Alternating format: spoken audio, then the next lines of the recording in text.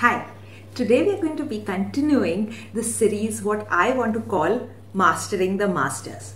So every single self-help book, every single spiritual book, every single fitness coach, every single self-development coach, every single life coach, every single therapist, they say a few things which are universal across every single world, every single culture and every single book. The first principle was radical responsibility. Now, radical responsibility is a video which I have already made. Please go watch that first on my YouTube channel.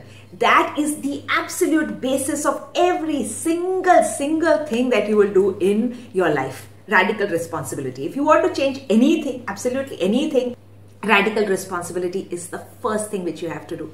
The second principle which I am seeing in absolutely every aspect, every single life coach and every single self-development program, be it live or be it in an audience or be it in a group, is this concept which I am going to call comfortable feeling uncomfortable. So everyone teaches you to become comfortable feeling uncomfortable. So what do I mean by that? Every single life coach is going to say you have to go out of your way, step out of your comfort zone, step into your growth, do difficult things.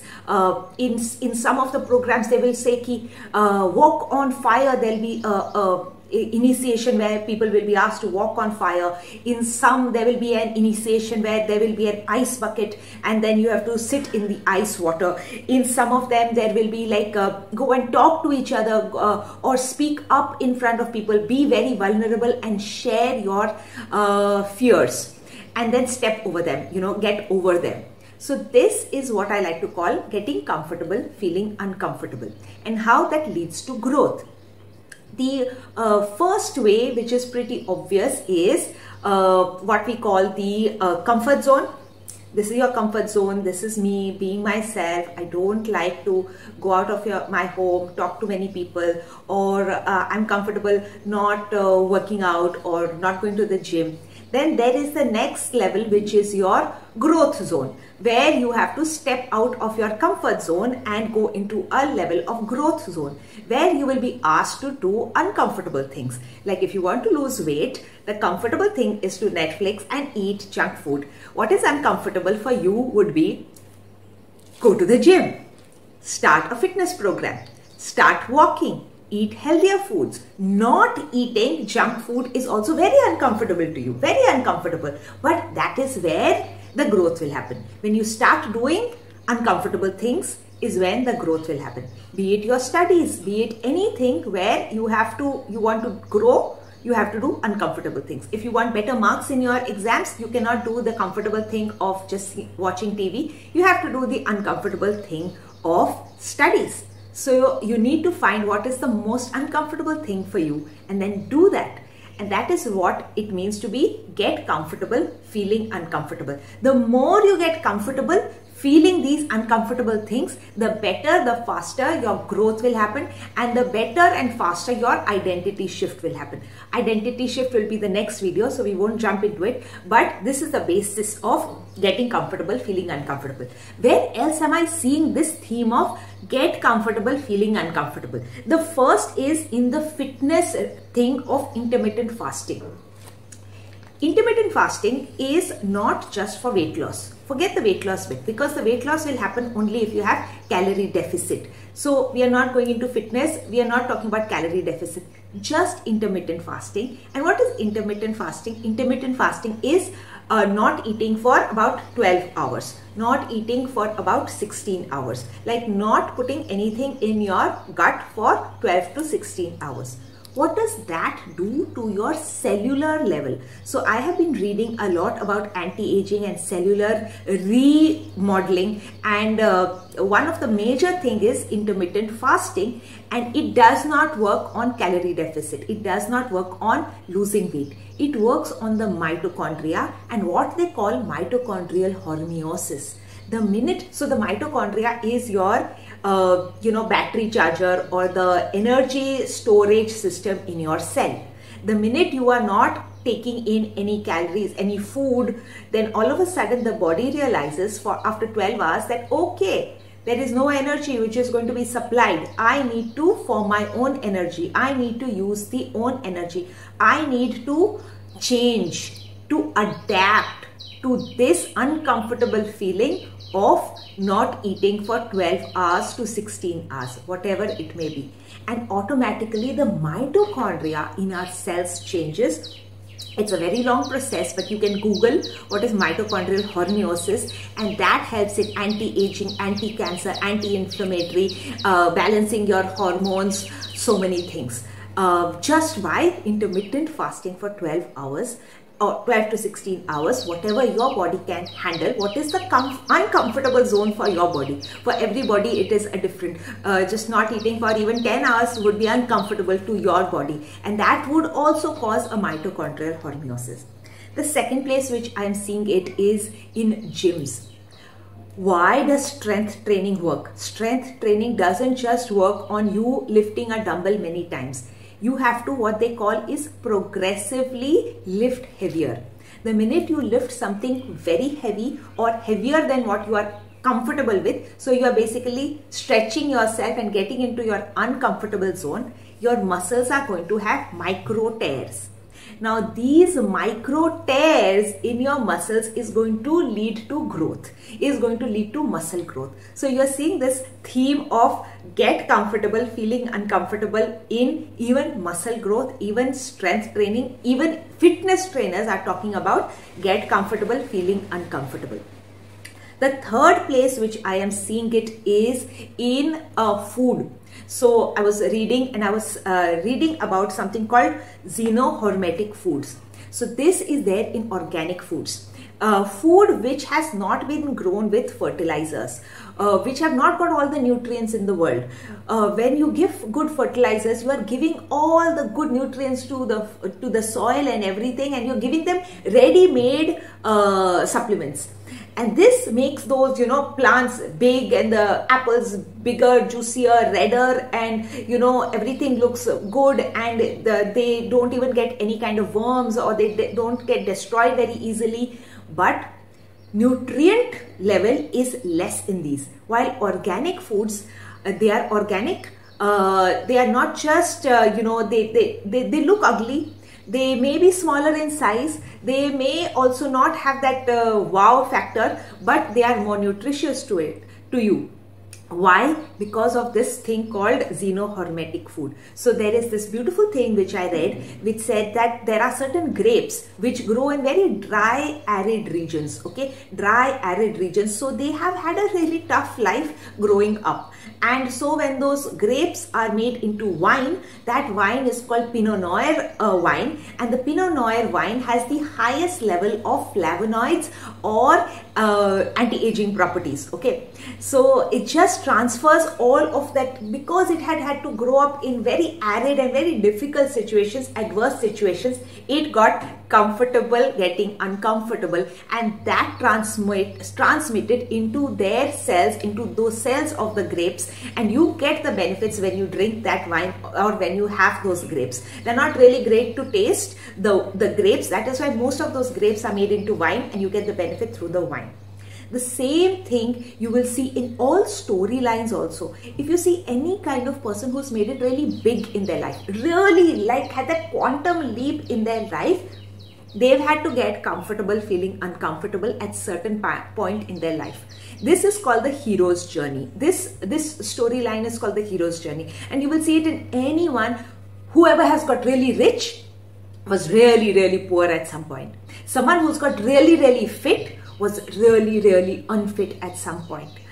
Whoever has got who has become really spiritually awakened was at one point really struggling with their emotions and feelings, and was very depressed. So this change, they had to get comfortable, feeling uncomfortable, and only then did they reach higher levels. So that takes me to the next thing, which is your, in spirituality, how does getting comfortable, feeling uncomfortable transmute? So that is by doing your shadow work and by doing your inner child work healing. Many people will think just by doing pretty things like affirmations and I'm just going to be happy all the time and think of happy thoughts or get my chakras balanced by saying mudras and mantras, that will not cut it. For really having that transmutation and for that growth, you have to step out of that comfort bubble of just doing affirmations and go into feeling uncomfortable and get into your shadow work. Understanding what your limiting beliefs are, what is holding you back, what are the thoughts in your head that are negative, and accepting them and then transmuting them. Inner child work, going into your childhood, finding out what were the things that triggered the way you feel now. What were those bad moments? What were those moments where you can have a choice of reparenting yourself? So that is what getting comfortable, feeling uncomfortable in the spiritual space looks like. So I have right now dealt in this video the 3 ways that getting comfortable, feeling uncomfortable deals with your body, your physical body. The second thing is once you get this mindset, you can change your mind. So body, mind and your spirit. So we've answered all 3. A little bit about the mind also. So once you start getting comfortable, feeling uncomfortable, what is the mindset shift? The mindset shift is this: I can do difficult things. I can do difficult things. So that is what people want to do by doing cold showers. No one likes to do a cold shower. No one really likes to just go and put on really cold water or sit in an ice bucket. But when you do that, you tell your mind, this was not comfortable, and yet I can do difficult things. I can survive difficult things. I can survive this. And the minute you start doing that, the mindset shift changes, not just for cold showers, but for everything else in your life. You have to go up on stage and do a public speaking. Your mind already says, I can do this because I can do difficult things. I can get comfortable feeling uncomfortable. So doing uncomfortable things changes that mindset that I can do difficult things. For you, it may be a cold shower. For you, it may be going on, like for me, it was going on a nitro, those roller coaster rides at Imagica. Doing something that you are scared of, but you know that it is just in your mind and it's not going to kill you. When you do that, that is going to bring that mindset shift and that is going to help you. You can do that same kind of spiritual mindset shift when you do shadow work, when you do inner child work. It's not easy, but you did it and you can now go ahead and do even more difficult things in your life. And so as you keep doing more and more difficult things, you shift your life from your comfort zone and you expand your comfort zone and go into your growth zone. That is what all of them are talking about, and it's called getting comfortable, feeling uncomfortable. Now, some last words. How do you expand this growth? And do you always need to expand this growth? What if you just don't want to grow? You want to feel comfortable only. That's fine. That is completely fine. That is what we teach in nervous system regulation. And the 3 steps, the first is your dorsal ventral state. And if you're in that dorsal ventral state and you're like, no, I just want to feel comfortable. I just don't want to go out, talk to people, lose weight, do anything different. I just want to be here because this feels safe. And if this is the time in your life and you just need to feel safe and you don't want to grow, that is fine. That is a phase in your life and you can completely own that, feel your feelings of wanting safety and be in that zone. But when you are ready to step into the uncomfortable, that is when your growth will happen. Some last words on getting comfortable, feeling uncomfortable. No one can force you to do it. What does that mean? That it has to be your choice. It has to be deliberate and it has to be your choice to feel uncomfortable about the uncomfortable. What does that mean? That means if someone forces me or says, I will not give you food for the next 12 hours because your body is going to go into hormesis and it's going to be like amazing and all. It will not happen because your body is going to go into stress. It is going to feel, oh my God, someone is not giving me food, I will never get to eat food, I will starve to death, and this is going to lead to a different cycle. It is going to push you into your cortisol cycle. Your body is going to have high levels of stress, high levels of cortisol, and it is going to conserve all the energy. Oh my God, I'm not going to get any food, I have to conserve energy. So your body is going to go into the cortisol overdrive. No, it always has to come through you. Once you have deliberately told yourself, I am doing this for myself and I am deliberately not going to eat for 12 hours, that is completely different from someone starving you to death. So the body is going to process that information differently. Your cells are going to process that differently.